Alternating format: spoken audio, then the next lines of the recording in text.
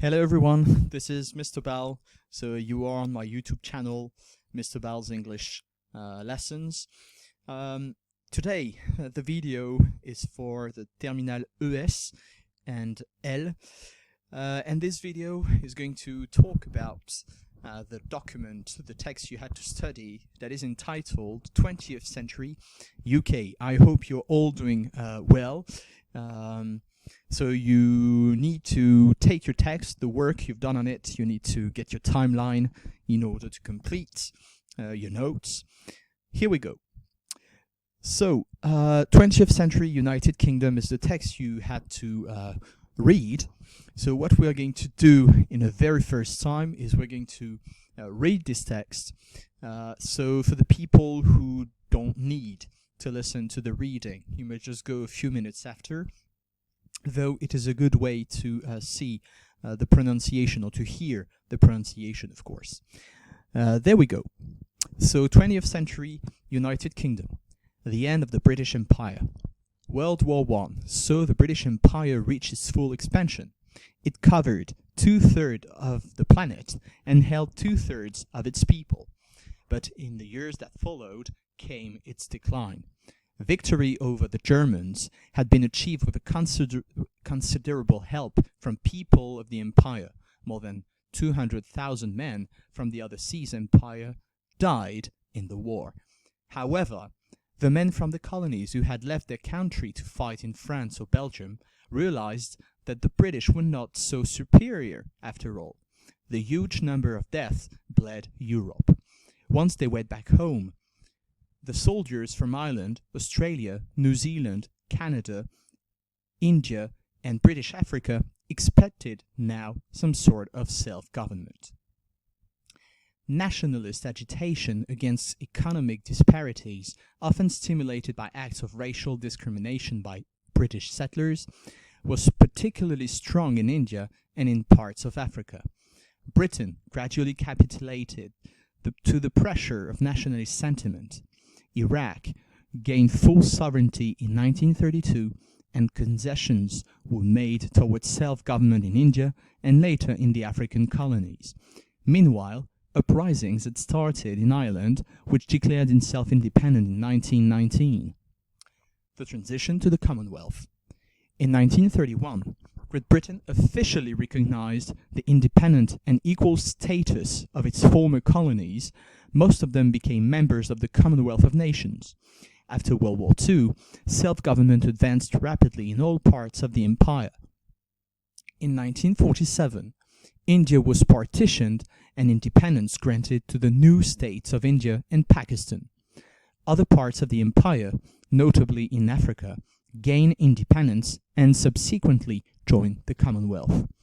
The Commonwealth is thus an association of states which have economic ties with Britain, speak and write in English as well as in their own languages, have a common allegiance to the Queen, meet and help one another, are supposed to have democratic elections to elect their own government, play cricket and rugby, drink tea, wear school uniforms, and are allowed to emigrate in the UK when the British have a labour shortage. In 1973, the United Kingdom joined the European Union, deciding to become part of Europe and losing its last colonies one after the other, the last one being the loss of Hong Kong to China in 1997. Right. So after reading this text, what you had to do was first to find the basic information summary, which means you had to underline or highlight the answers to those key questions: who, where, when, and what, in 4 different colors. And one thing I have added too, because you needed to create a timeline, was to determine if this event, date by date, constituted a rise or a decline for the British Empire. Right, so this is what your text looks like. So if you need to pause in order to verify your work, you can do so. There is one thing I would like to say. Sometimes you have some parts of the world that are in fact countries, which mean political unions or constituency, and I have underlined them in blue. They could have been underlined in green. For example, British Empire. British Empire may be the political union, so it can be considered as an entity, some person, or we can consider them as places. So it is no matter if you have mistaken the two. Well, in the end, it's almost the same. Fair enough. The first date that you have in your text is World War I. So you know that World War I started in 1914 and ended in 1918. And what is said here, it says that the British Empire reached its full expansion. So what does that mean? It means that the British Empire covered 2/3 of the planet. Imagine 2/3 of the planet, and held 2/3 of its people. This means that it was a rise for the British Empire because the British Empire had never been so dominant over the world. And so it was in a really good position at the really beginning of the 20th century.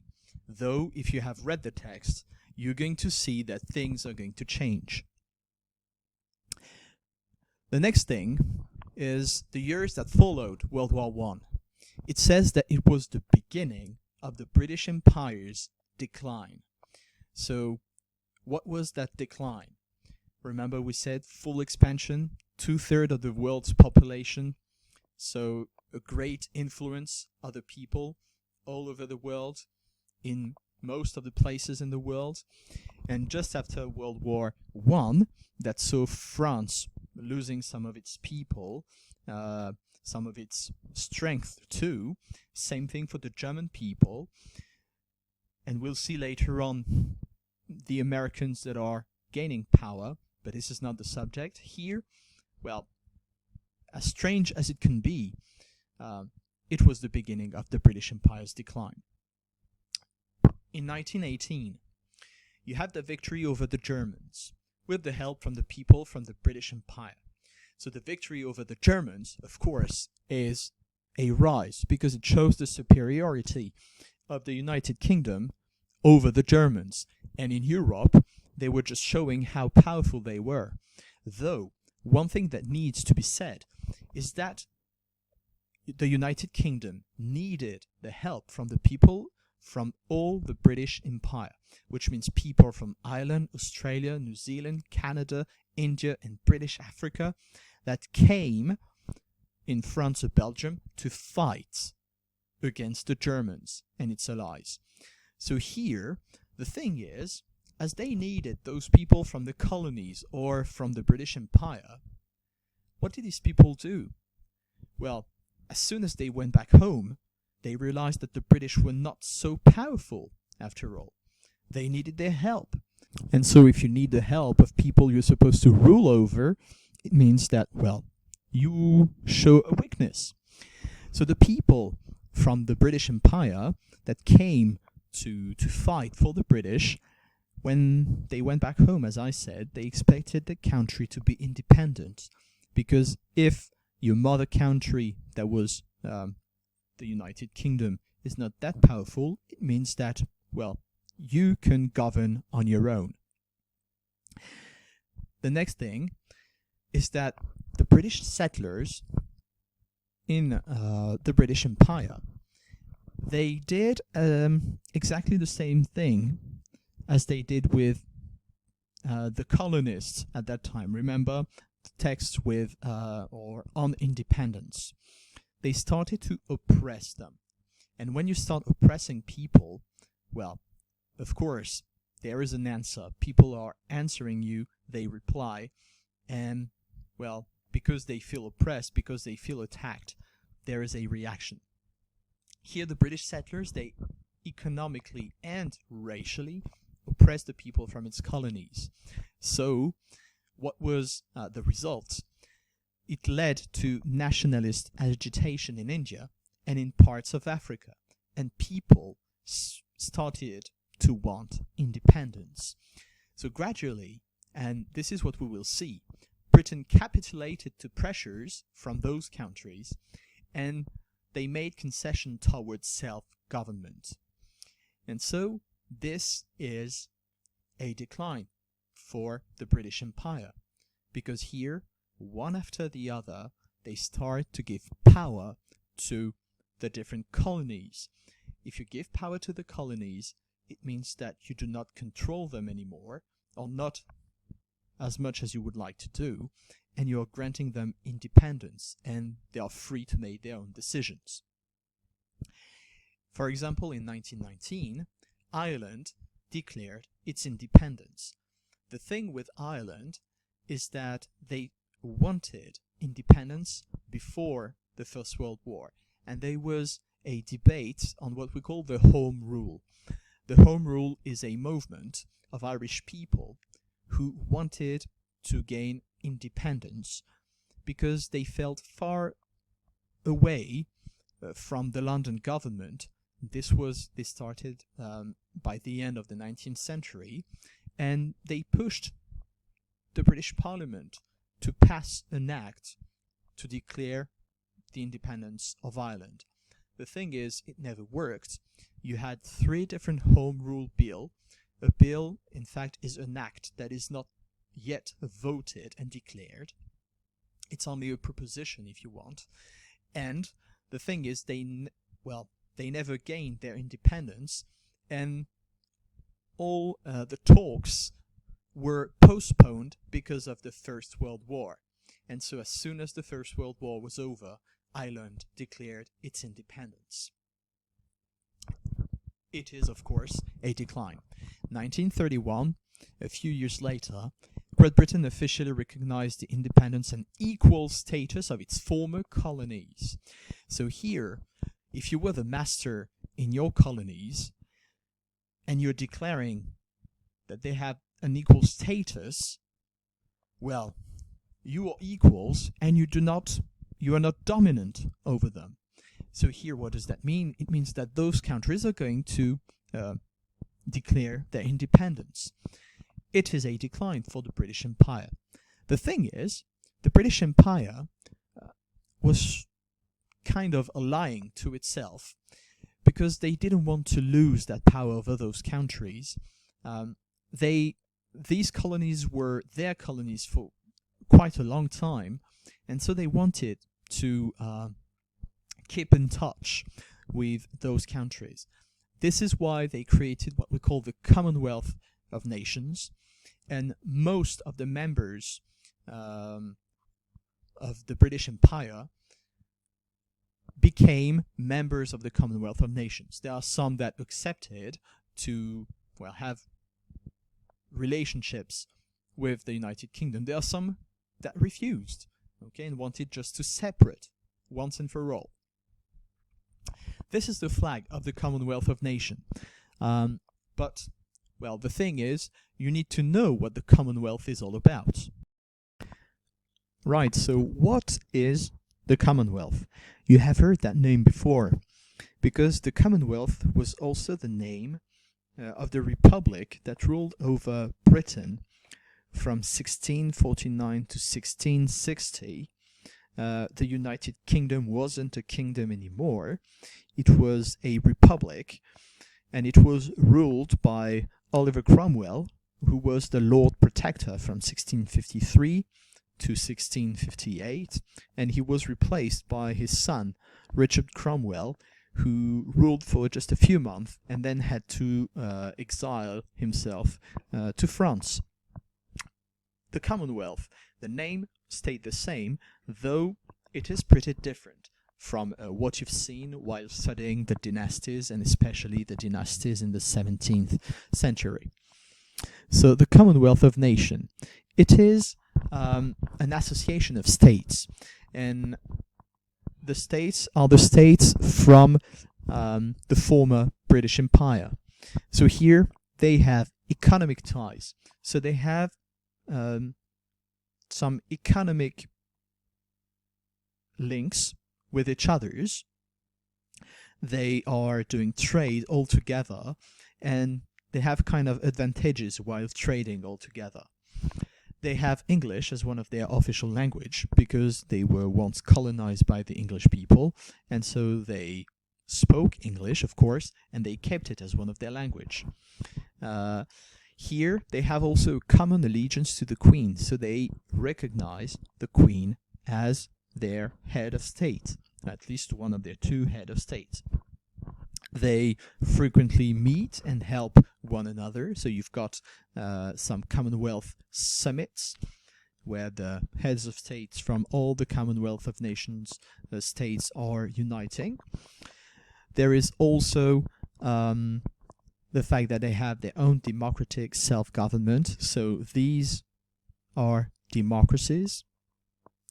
They have, well, common hobbies, common sports like cricket, rugby, and you even have what we call the Commonwealth Games.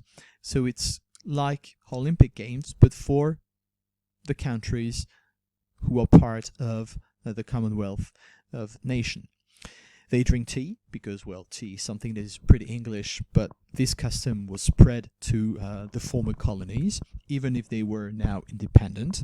They wear uniforms at schools, exactly the same thing as in England, and they are allowed to emigrate to the UK just in case of British labour shortage. What is it? Imagine, for example, well, right there at the moment, you know what is happening. We've got the coronavirus thing. The thing is, the UK has decided to close all the public places, like the pubs and cinemas and so on. And soon the people will have to stay at home, okay? The thing is, if you have a lot of people who are sick or ill from the coronavirus, and if the doctors already in Britain are not enough in number, well, the British people can call for the people in the Commonwealth, in the countries from the Commonwealth, to come in Britain in order to work for them in the hospitals. It already existed before, and it might happen again, but this is a possibility.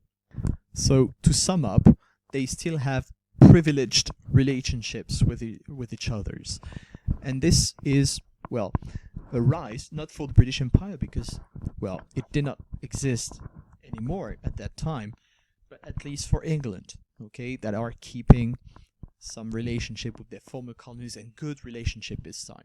Because remember, with the colonists in America, they decided to continue the oppression, and there was even a war that was fought.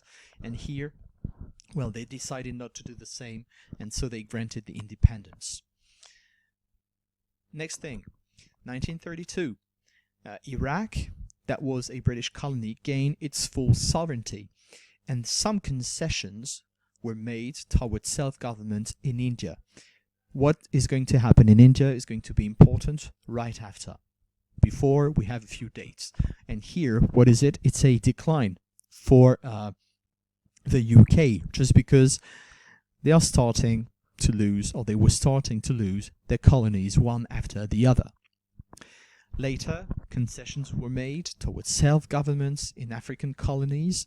So even in Africa, the countries were starting to get independent, and it's an everlasting thing. It's like the domino effect. The first one is becoming independent, and so the other colonies say, okay, let's do exactly the same thing. And all the other colonies, one after the other, are turning independent, or at least have some kind of self-governments. After World War II, from 1939 to 1945, so after 1945, self-government advanced very rapidly in all parts of the empire. And one of the biggest reasons why is that the UK had lost lots of its power. Why? During World War II, first they had to withdraw from the war and go back to England to prepare launching again in France and trying to push back the Nazis. And they asked for the help of the Americans. And so the Americans slowly started to become one of the main superpower, and the UK was losing its power. And so self-governments were just, well, flourishing everywhere in all parts of the empire because the UK was not as strong as it used to be. In 1947, India was partitioned and the new states of India and Pakistan were created. They were granted their independence from the British Empire, and India was a very important colony, especially for the trade of precious things like spices, like gems, in other words, jewels, silk, and other pieces of cloth.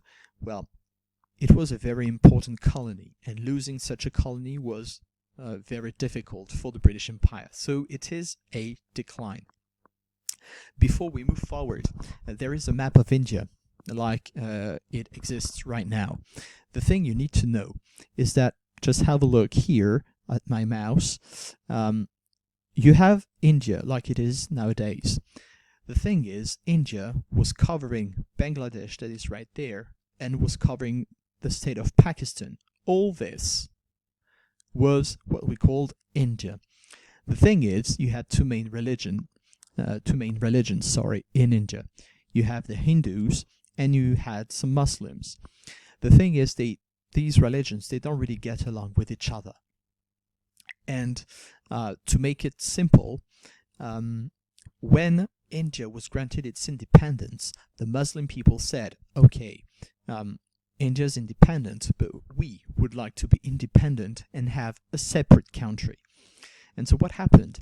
They decided to create a Muslim state, the Muslim state of Pakistan. What does that mean? It means that the people who lived in that area, they needed, if they were Hindus, to go back to India. So it resulted in mass movings of people in India. And here, Bangladesh was a second part of Pakistan that was made for the Muslim people. So same thing. The people who were Hindus had to go the other way. And same thing, you had some Muslims, well, in every part of India, and they had to move to that newly Muslim country that was created, that was Pakistan. So this is what happened. Pakistan is a Muslim country, India is an Hindu country, Bangladesh was Muslim, and because it was separated from Pakistan, though it was a kind of Pakistan number 1 and Pakistan number 2, it later on became independent, and the state of Bangladesh was created. So this is what you need to know. But this is what happened in India, and the loss of this colony was showing the decline of the United Kingdom, that was not an empire anymore. Other parts of the empire, notably in Africa, became independent and joined the Commonwealth. So it is a rise, sort of say, because those countries, they decided to join the Commonwealth, which means they decided to keep ties with the United Kingdom. But it is a decline just because the UK was not ruling on those countries anymore, and it was losing of its power to those African countries. In 1973, the United Kingdom joined the European Union. That was by then known under the name of the European Economic Community, the EE or EEC, and it became a part of Europe. It was not part of the European Union before. And it lost its last colonies one after the other. So it is a decline because the colonies are still becoming independent and the UK is still losing its colonies. But it is partly a rise, or not, because they joined the European Union. They decided to be strong together. So showing that they wanted to unite with other countries was a sign of goodwill, and it could be a way to rise again. The thing is, it was also showing the weakness, and so the fact that the United Kingdom needed the help of the Europeans and of the European Union, to simply survive, okay, and to kind of digest the loss of all its colonies. We'll come back on Europe later. The very last date that you have in your text is 1997. Hong Kong. Hong Kong was the last United Kingdom's possession, the very last colony, and it was lost to China, because now you know that Hong Kong is part of China, but it was a part of the United Kingdom until 1997. So you have all these dates here in your text.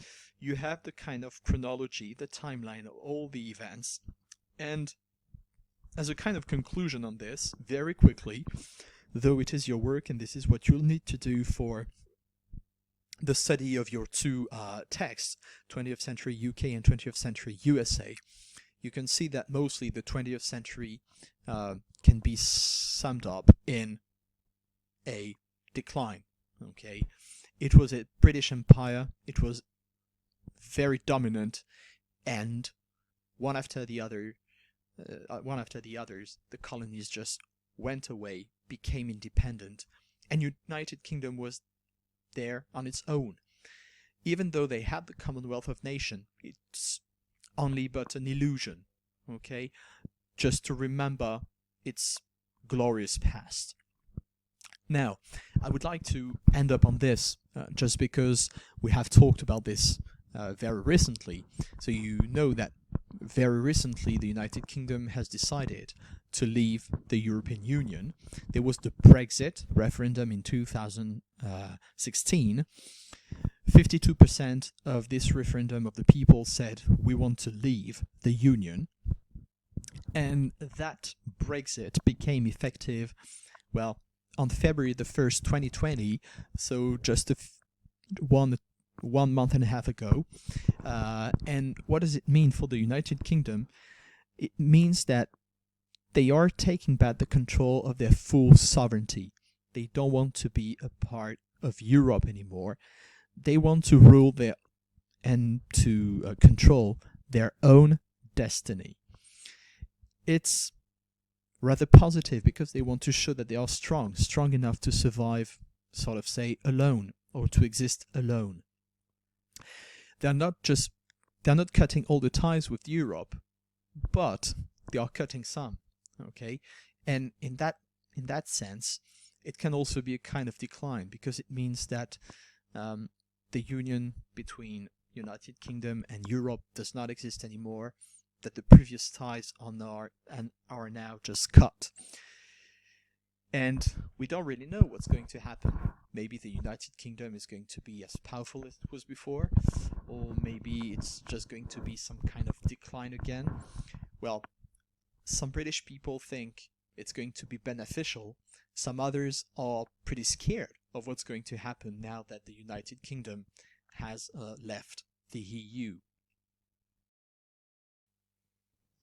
Right, so we are coming to an end. The next document that you have to study is the 20th century USA, so still the same thing. You need to underline the most important information and create a kind of timeline, exactly in the same way as we did in this video. And so the next video will be on this subject, 20th century USA. Well, if you have any questions, if you want to have any information, to have the link or something, well, you can just check Pronote for it. Everything is on it. You can contact me through the ENT, of course, to get some information. And if you have any kind of question, you can just write a commentary on this video. I can answer it, your friends can answer it if they have understood better than you. Well, do not be ashamed of not understanding, of course. So, well, just to end up, I hope you are all doing well. I hope this first week at home in quarantine is not too difficult for you. I hope, and I really wish that you're still working for your baccalaureate. We don't know what's going to happen right now, but you still need to concentrate and work. And, well, do not forget to, if you have a garden, to go out or to breathe a few seconds and to have some fun, just to relax and do something else, because otherwise you are going to turn really crazy. So you will get some news from me very soon. Just check out for your messages and so on. And well, I see you next time, and I wish you goodbye, and well, see you soon, guys.